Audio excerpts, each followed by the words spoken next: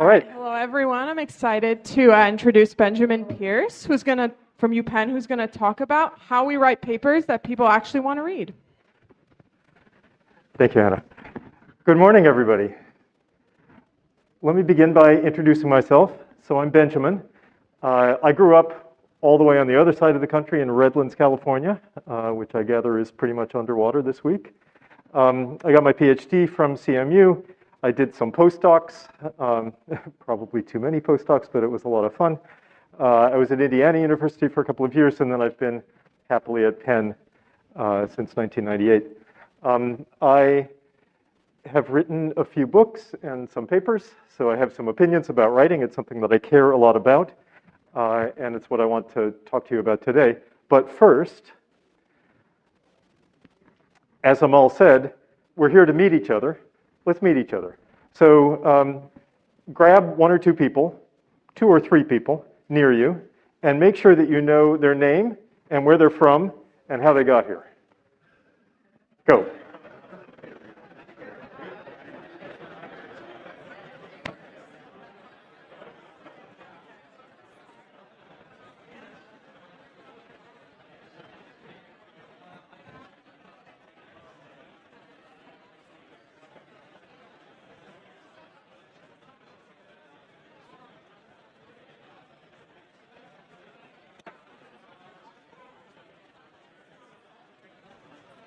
All right.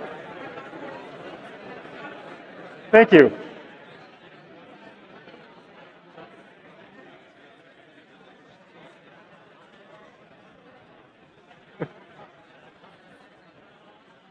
Okay. Thank you. Thank you. That was great. I can tell that you are going to be naturals at making contact. All right. Stop meeting each other. Stop meeting each other. All right. So that was great. You're going to have a good time this week. Let's go on. Please interrupt me during this talk if you have questions or comments. I don't have any particular place that I need to get to, and the slides will be available later anyway. So if I'm saying something they're interested in, you have a question, just ask. Okay, so what's this talk about?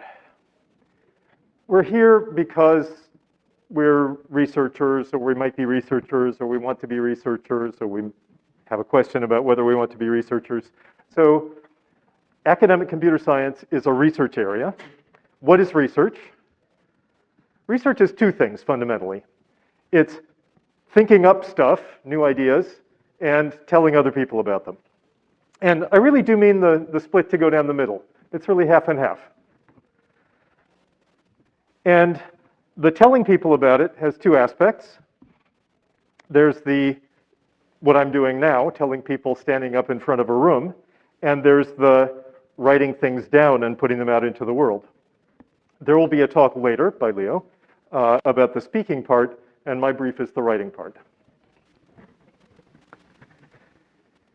So what's hard about writing? Now, I feel very nervous doing this given what just happened, but let's see if we can spend 4 minutes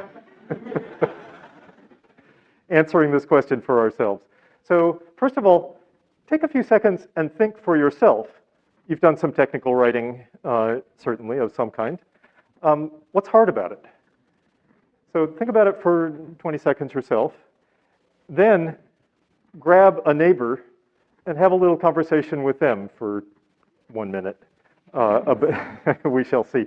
About what you both find hard about technical writing. What are the challenges? Go. And then we'll talk.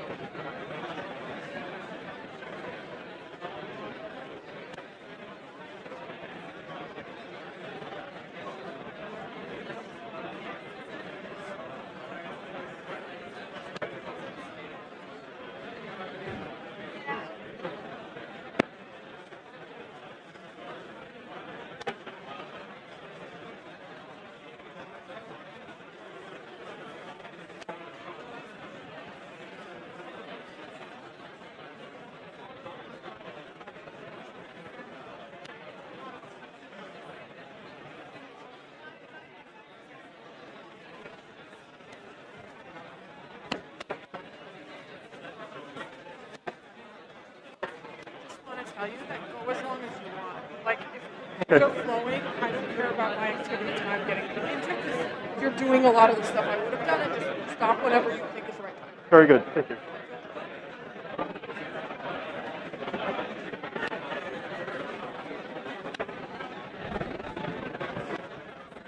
All right, let's stop. Thank you. So what's hard about writing? Anybody?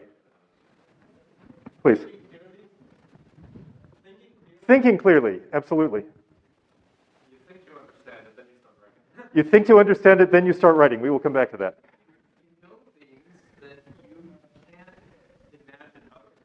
You know things.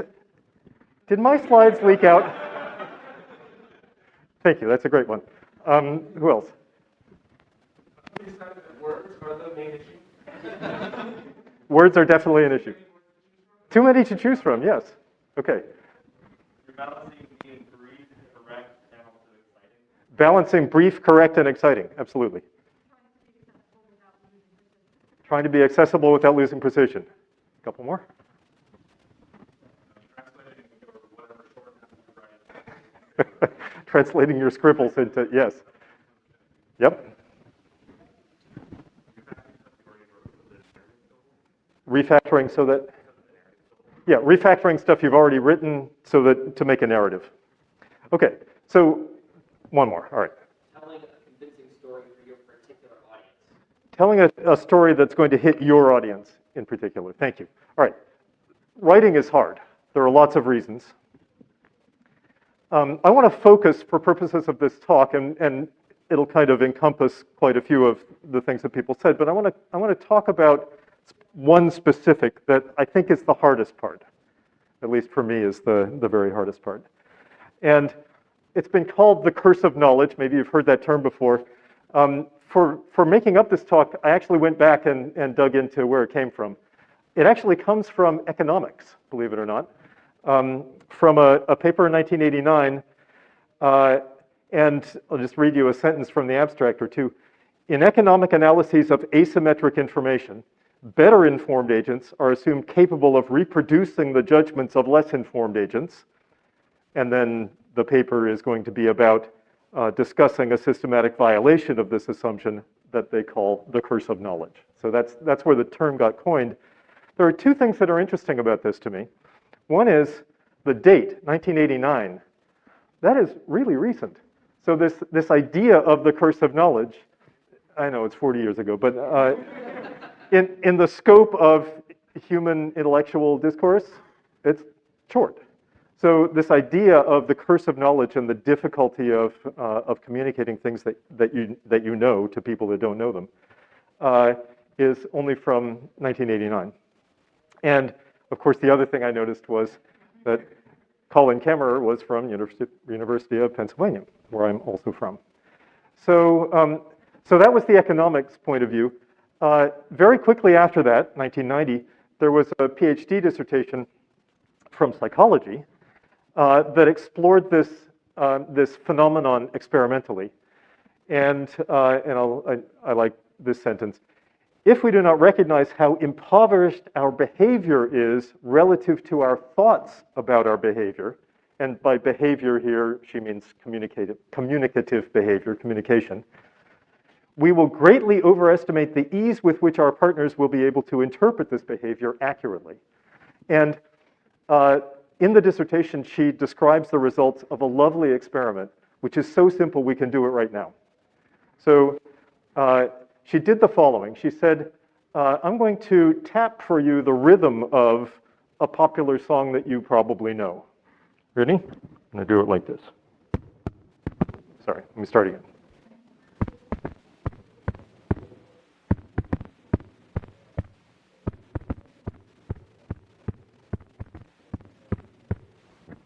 Did you get it? Quite a few people got it. How many people didn't get it? What? But I could hear it in my mind. It was totally clear. All right, it was Happy Birthday, of course. You didn't get that? It's totally clear in my mind. So she did this experiment and showed this effect, which is incredibly robust. Other people have picked up the term, and I think the most kind of pithy encapsulation of it as it applies to writing comes from Steven Pinker, who works down the street. And the way he says it is, the main cause of incomprehensible prose is the difficulty of imagining what it's like for someone else not to know something that you know. Okay, so this is the curse of knowledge, and here's the pictorial version. Also applies to speaking. Okay, so what do we do about the curse of knowledge? How can we lift the curse? It sounds hard. It sounds like almost impossible, and it is hard. It's a genuine problem, but there are tricks. There are, in fact, lots of tricks, and we're going to discuss several. So for most of the rest of the talk, almost all of the rest of the talk, is going to be a series of strategies that I have used and have seen other people use successfully to lift or at least blunt or ameliorate the curse of knowledge. So this is a really simple trick, is when you sit down to write, let's say it's a paper, start with the contributions. And I'm leading with this because it's the hardest thing to do, the hardest and most important thing to do. So why start with the contributions? One, just as a general rule, it's good in research, it's good to start with the hardest part, because you're fired up with energy at the beginning, and you want to attack the hardest part, because once that's done, then everything else will follow. But more specifically, as it regards writing, because everything else in the document has to relate to the contributions, and it's going to flow from the contributions. The contributions are the bedrock of the paper. So let's talk about contributions. What are the contributions of a technical paper? They are a concise summary, usually appearing at the end of the introduction and also summarized in the abstract, a concise summary of what the paper is and why the reader should care. It is not just a table of contents or a laundry list of what you did. It's really about why the reader should care. They are usually structured as 3 or 4 separate points, each point making a strong claim, each point falsifiable, so that at the end of the paper, the reader is going to be able to tell whether you fulfilled the promises that you made. And then let's look at the individual points. What are they? What is an individual contribution of a paper? It is a thing that the paper is offering to the reader that is novel. Nobody's done it before. It is useful. So there's a reason why the reader would want to know about it. And it is challenging. It's non-obvious. And a contribution really has to have all 3 of those properties to be a contribution. And your statement of the contribution has to make all 3 of them clear.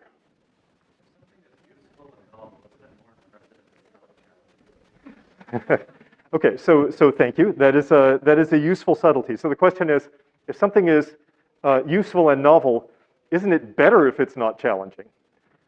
Maybe. I would say it this way. If it's not challenging in retrospect, then yes. So if you see it and you go, oh yeah, why didn't I think of that? Then absolutely, that's even better. If it's, yes, this is a new thing, and yes, nobody actually did that precise thing before, but it only takes 5 minutes to think up, that's not so interesting. So that's what I mean. Okay, so when you start writing, the first thing to do is to write down what are going to be the contributions of this paper. Here's an example of what I would call not contributions, or at least not good contributions, not well-written contributions. So Our contributions are, we define the lambda foo calculus, study its properties, describe an implementation, and measure its performance.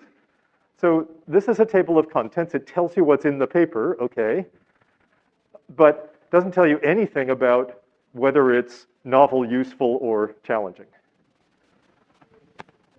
A better, I made this up, but I would actually like to write this paper. But a better phrasing would make it clear that each point is a contribution. So we present lambda foo, a calculus of hyperkinetic computation, and prove that it is confluent and strongly normalizing, settling an open question by an important person.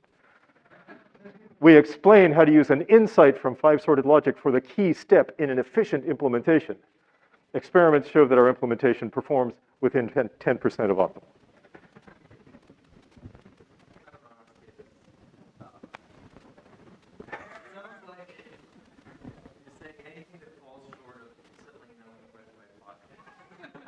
No. So I'll repeat what you said. So anything that falls short of settling an open question by Plotkin doesn't sound like a contribution. No.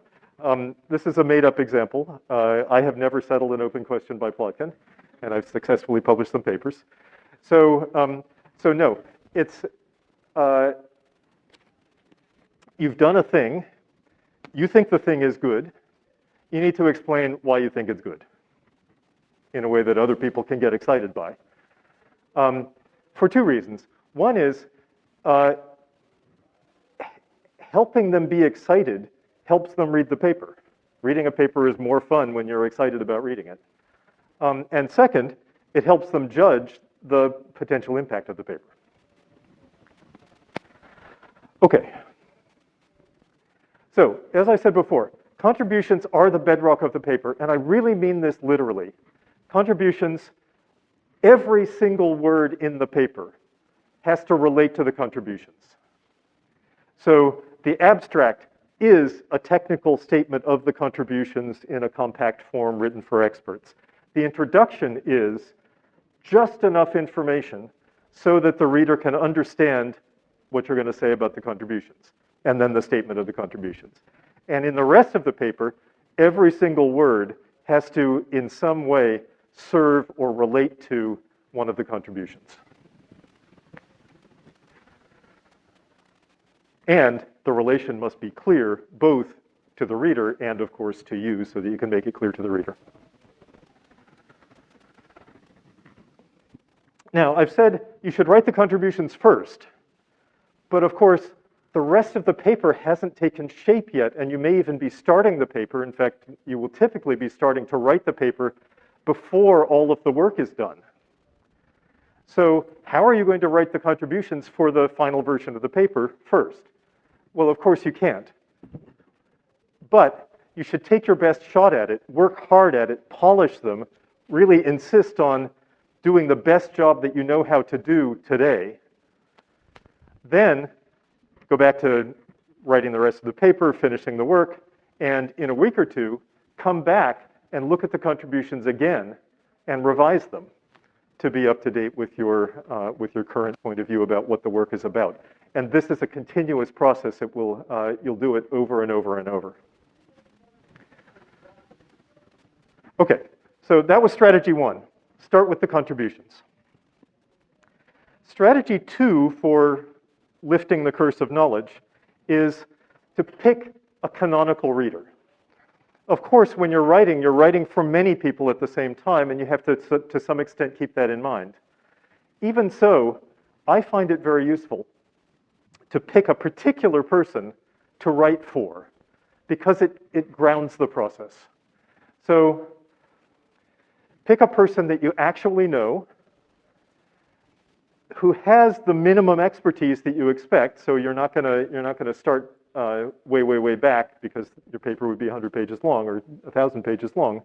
So you're gonna assume some minimum expertise. Pick a person that has that expertise, but not too much more. And then write the paper for them with half an eye on the other people that will need to read the paper.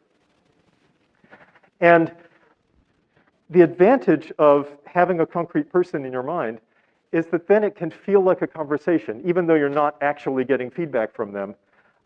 It helps ground your imagination so that you can imagine your half anyway of a conversation. Please. And yes, of course, then you're going to get feedback from them. That's another strategy. But yes, once you've written the paper, you can give it to that person or somebody isomorphic with that person, and see what they think. Please.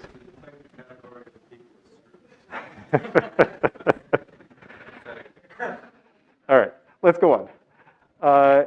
Next strategy. Writing is a form of teaching. And even in the context of a super technical paper where you're writing for experts, you are teaching them things that you know that they don't yet know. And that point of view gives rise to a bunch of sub-strategies relating to the different parts of the paper. So in the introduction, you need to teach people what they need to know to understand the contributions. That is the job of the introduction. So the introduction is the motivation for why you would be interested in this problem anyway, a description of what the problem is and the main idea to solve it, and then a concise statement of the contributions. And that's all that belongs in the introduction.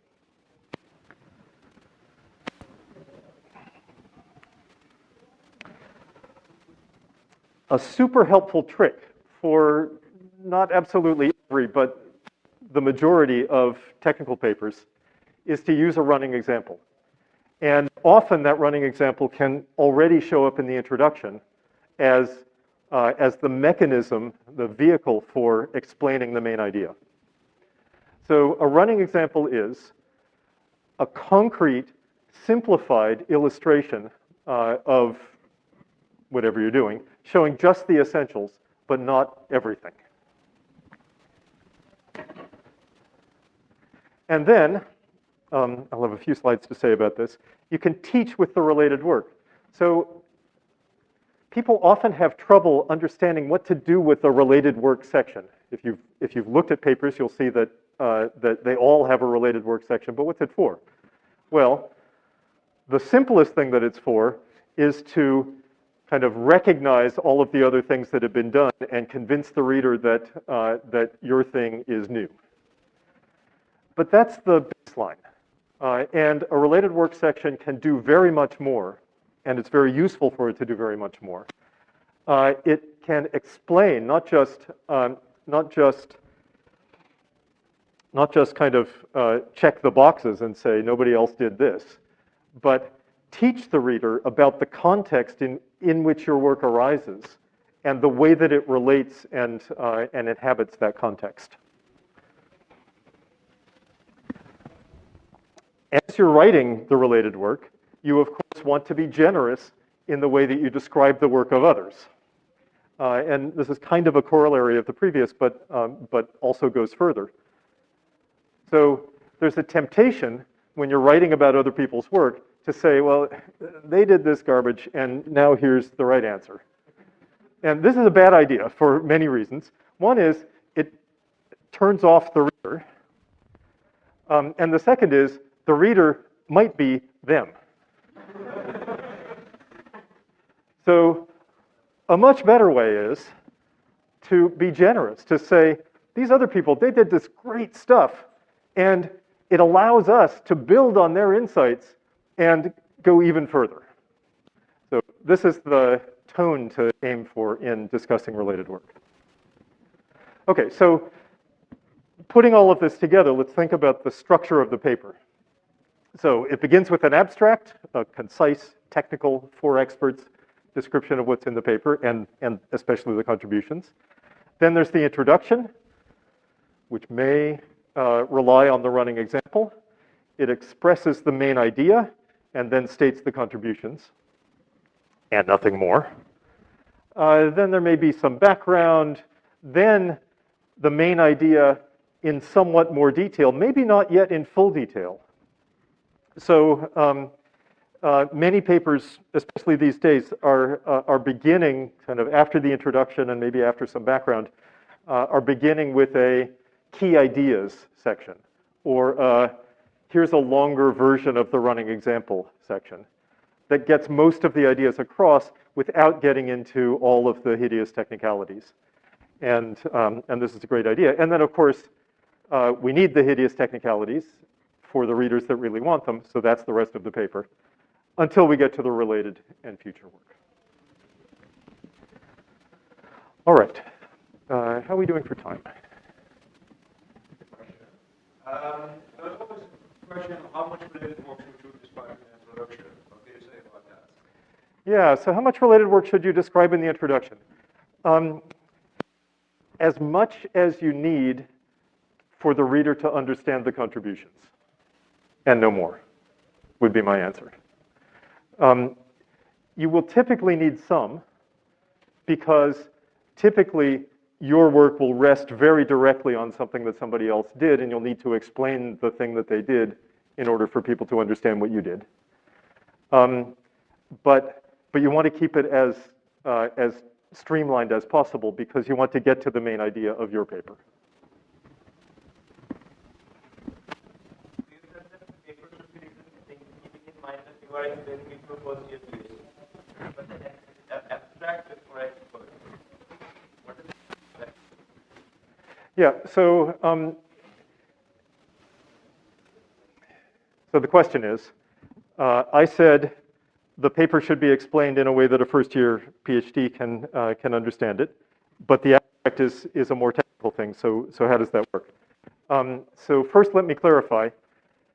For most papers, it's not possible to explain the whole thing so that a first-year PhD student can get it,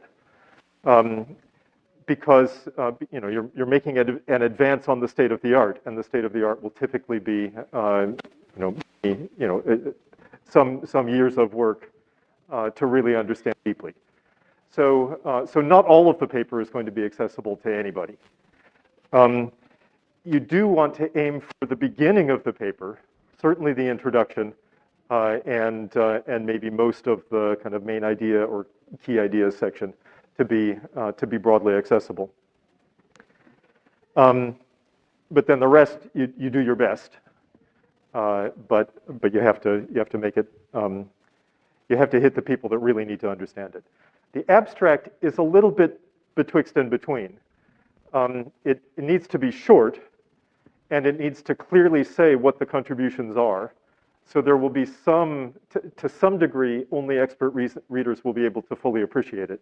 But it also needs to be written for a fairly broad audience. So I often write the abstract fairly late in the game, because achieving that balance is hard.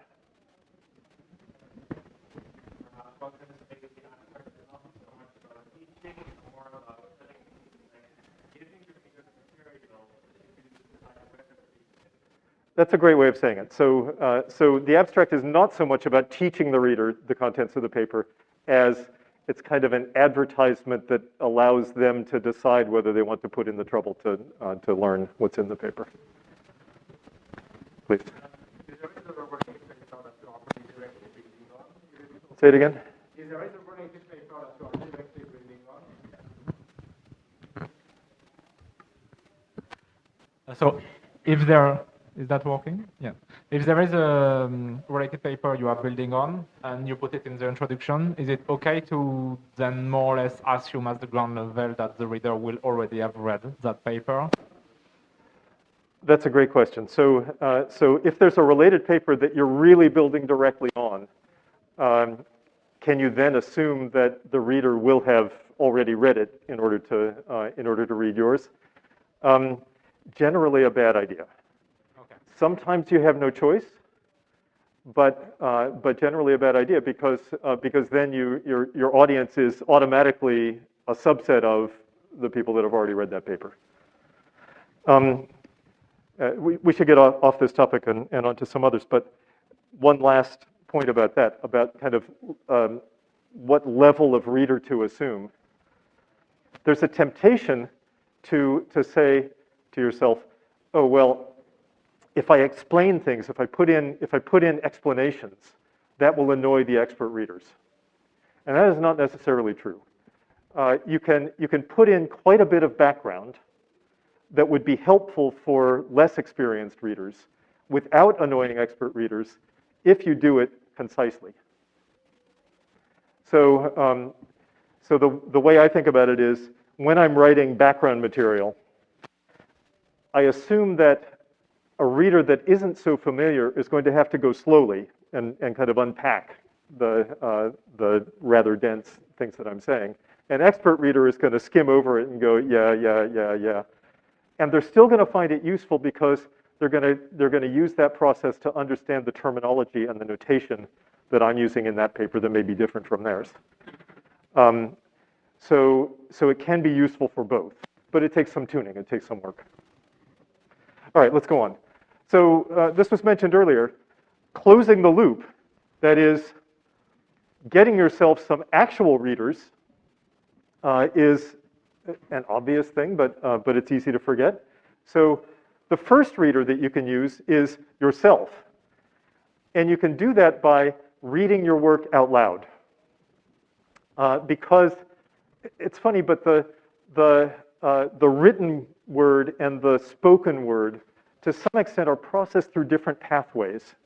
And so hearing yourself speaking the thing that you're reading gives you a kind of external perspective on it. So this is a useful trick. Then, of course, ask your friends, ask your canonical reader to take a look at it and see if they get it. And then, if you have time, and I know this is difficult because you have to finish the thing a few weeks ahead of the actual deadline, but send it to the people that you cite as competition or people that you're building on, whatever, in your related work, and ask them to take a look. And they will read it carefully. Okay. My best advice for overcoming the curse of knowledge is rewriting.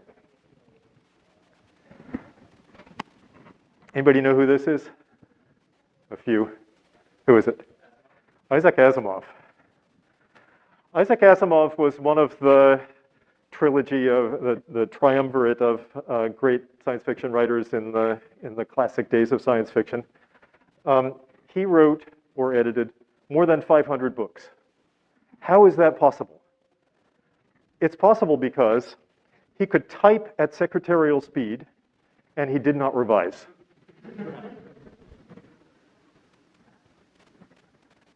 You are not Isaac Asimov, and I am not Isaac Asimov. Only he is Isaac Asimov. There are very few people that write like that. Very, very few. Vanishingly few. Here's what Pinker says about it. Pinker's a good writer, and he's written a bunch of books. He says, I am told there are writers who tap out a coherent essay in a single pass, or maybe even a best-selling book. At most checking for typos and touching up the punctuation before sending it off. You are probably not one of them. Most polish draft after draft. I rework a sentence a few times before going on to the next, and then revise the whole chapter before showing it, and then revise each chapter twice before circling back and giving the entire book at least 2 complete passes of polishing. Only then does it go to the copy editor, who starts another couple of rounds of tweaking. This is what writing is like. This is what produces good technical writing. The way that I often say it is, the difference between good writers and bad writers is that good writers understand how hard it is and are willing to put in the number of iterations that it takes. That is really the essential difference. Truman Capote, in Truman Capote style, said it in an even more pithy way. Good writing is rewriting. Here's one particular strategy for rewriting that I like, which is compressing. So there are many ways to rewrite, and people have lots of different strategies. Some people, like Pinker, rewrite every sentence as they go.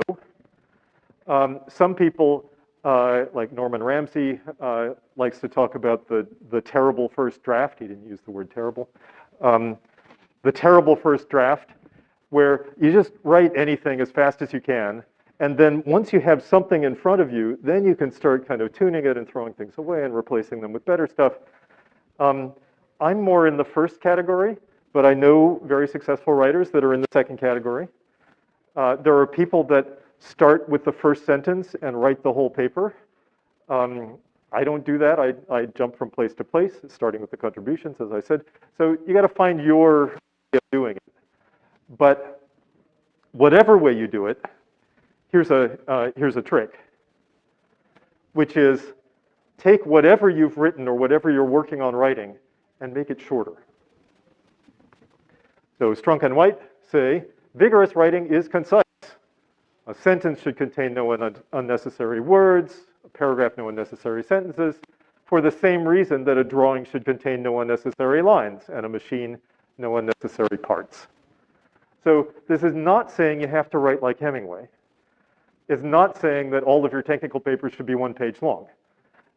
It's saying that every word has to be there for a reason, and you have to be able to convince yourself that that reason is better than the way things would be if you just took it away. So almost all writing can be compressed. Here's a simple example, please. Yeah. Don't you think a machine with no unnecessary parts is really unnecessary in this paragraph? Very good, touche. So excellent point. What would happen if we dropped "and a machine with no unnecessary parts"? For me, yeah, it would still mean the same, but there's a nice rhetorical flourish to having the balanced, x and y, or x over y, and it's drawing from 2 different domains. So for me, it works. So my question is, what is unnecessary? Yeah, and it's a judgment call, is my answer. It's a judgment call. So if I were writing this, I would keep it. If you were writing it, you might say, never mind. But the important thing is to ask yourself the question and see if you have a strong feeling about it. Please. Richard Showman might also say later, don't do X and Y and X and Y. So obviously judgment call there. Yes. So, all right. Let's move on from Strunk and White, because there's a lot to say about that, and we don't have time. Okay, so you can compress. The key thing is you can compress without losing ideas, almost always. Here's an exercise that I love, and I recommend it to you very, very highly. Start with a page or so of text that you've written and polished, so it's kind of finished text, and cut it by 25%. So throw away a quarter of the words. See if you can do it without losing anything important. I'll bet you can. Then, cut it again. So cut it to half of the original length. And now you may be having trouble keeping all of the richness of the original. So this cut forces you to really concentrate on what's more important. And then cut it again by half. Now you're really cutting. Now you're cutting ideas, and you're forced to really highlight the most important things. And then when you're done with the whole process, decide which one you like. Maybe hybridize some of them. I usually wind up with maybe a 30 or 40% cut being what I feel is ideal. That's even starting with something fairly polished to begin with. Once again, you can do this kind of online with each sentence as you go. Look at a word and say, is that word really doing its job? Or you can write a whole page and then go back and do it. Doesn't matter. What's important is getting in the habit of iterating in whatever way works for you. Okay. I'm going to rush through the rest because we're about at time. But I wanted to give you a bunch of my favorite writing resources. So very quickly, I love this book for exercises and advice on constructing writing, so style, Lessons in Clarity and Grace. It's been through, I don't know how many editions. Get the most recent edition. This is Pinker's book. Pinker's writing about writing is lovely because he isn't just a linguist or a rhetoric scholar. He's actually a cognitive scientist. So he understands why writing that works cognitively. There are many wonderful resources on the web. I'll mention just one, which is an excellent talk given by Simon Peyton-Jones, who is also a fantastic writer. There are guides to usage that you should have at hand. Fowler and Follett are the big ones, but there are many. There are guides to like punctuation and lots of the other mechanics of writing. Again, these aren't things that you read, but they're things that you refer to when you have questions. There's Strunk and White, yes. It's worth reading, it's short. A lot of the advice is dated or clunky or self-contradictory, but have a look at it. This is an excellent collection of originally talks in a course that Don Knuth ran at Stanford a long time ago on mathematical writing. There's lots of great stuff in there. Norman Ramsey wrote some notes for organizing kind of writing groups or writing courses that don't soak up too much time, but that can get a lot of work accomplished. And if you've ever been to a talk of Phil Wadler's or looked at his webpage and noticed all the amazing talk titles that he comes up with and paper titles and wonder how that happens, you might be interested in knowing a little bit about rhetoric. And this is an excellent book about kind of rhetorical tricks and flourishes that you can play too. All right, so that's the end. Here's a summary of the strategies, and I'd be happy to take any more questions if there's time.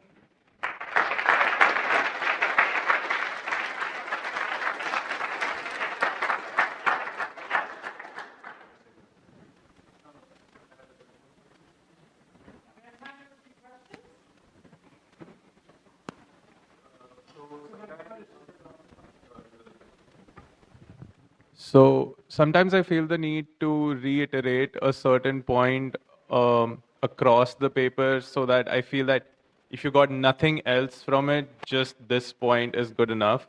So would that be considered like a shortcoming on my part or like something that needs to be omitted out of the writing to make it short? Yeah, so is repeating a main point a good idea? I would say if it's repeated verbatim, that's probably going to be boring for the reader. If you can find a way to give different perspectives on it at different points in the paper, then that's probably useful.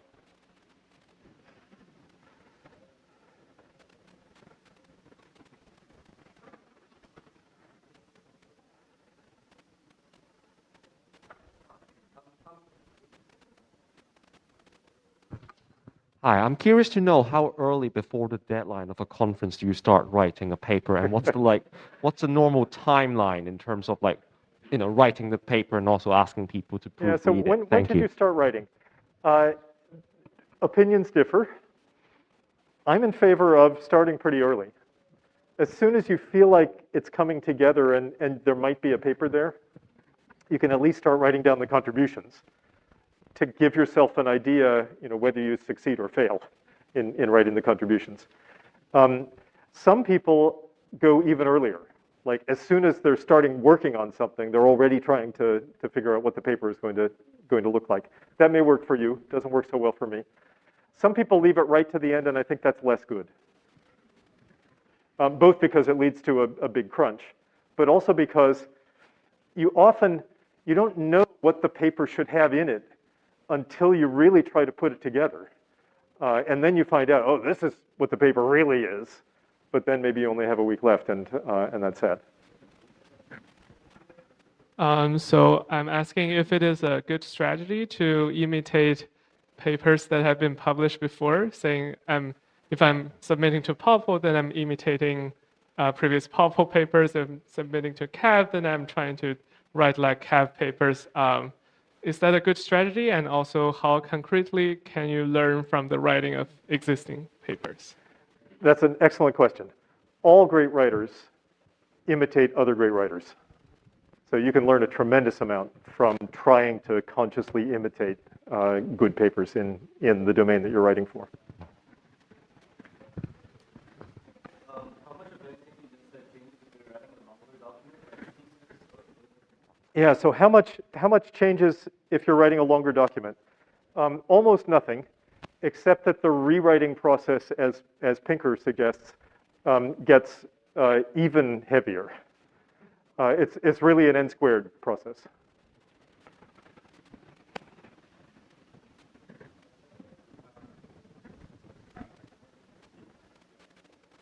You mentioned that a contribution needs to be novel to be named a contribution. Sometimes I feel like this is a very subjective thing. How do you determine that your contribution is novel enough? Yeah, how do you judge novelty? I think that is really a question that I can't do justice to in 30 seconds here and now. So it's a difficult judgment call. It's to be discussed with your advisor, your collaborators, your friends.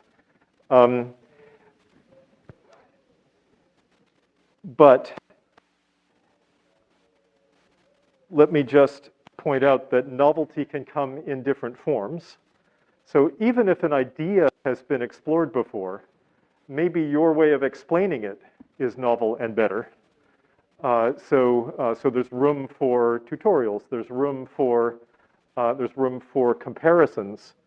There's room for exploration from different angles, and that can constitute legitimate novelty also. Please. Oh, sorry. I was wondering. But then let's send the mic up here. Okay. I was wondering if you had any thoughts about automated tools for copy editing, like Grammarly or ChatGPT. So, like everybody, I think I'm kind of dumbfounded by ChatGPT, and I'm not sure what to say about it. I'm sure we will be greatly affected by it, and in what way? I'll talk to you at the bar, and maybe we can figure it out. Things like Grammarly, I have not gotten into the habit of using things like that because my habits are ingrained from when they didn't exist.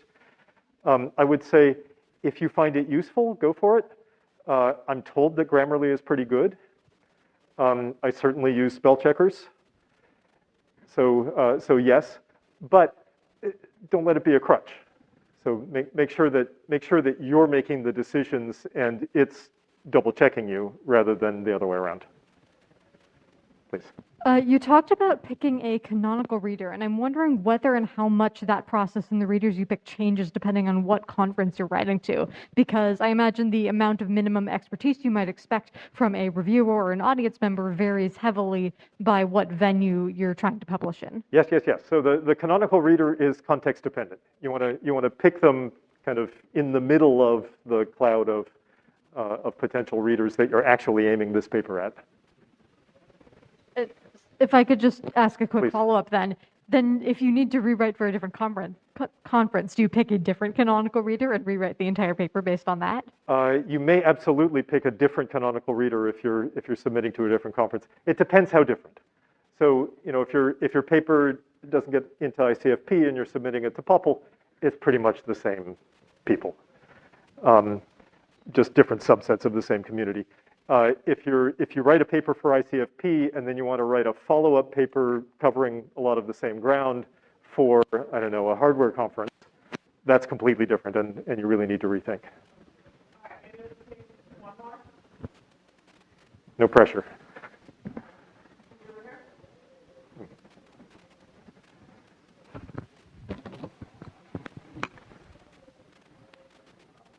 Very quick question. Where are the slides going to be available? The slides will be available on my webpage pretty soon. All right. All right, we do one more real question.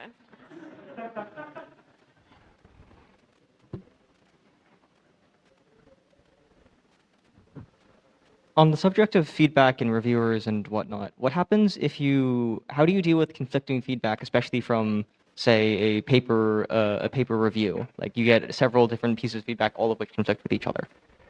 Yeah, how do you deal with conflicting feedback? I'm not sure I have a really good answer. My experience is that almost always the feedback is conflicting. And I think the way I think about it is each piece of feedback from a reviewer or from a sample reader is telling me something important about the paper. Even if I disagree with the particulars of the feedback, like they say, well, you didn't explain such and such. And I say, but here's the paragraph where I did explain it. Obviously, they didn't find that paragraph. So there is something to learn from each piece of feedback, even if you don't take it exactly literally. Excellent. All right, let's all thank Benjamin for the wonderful advice.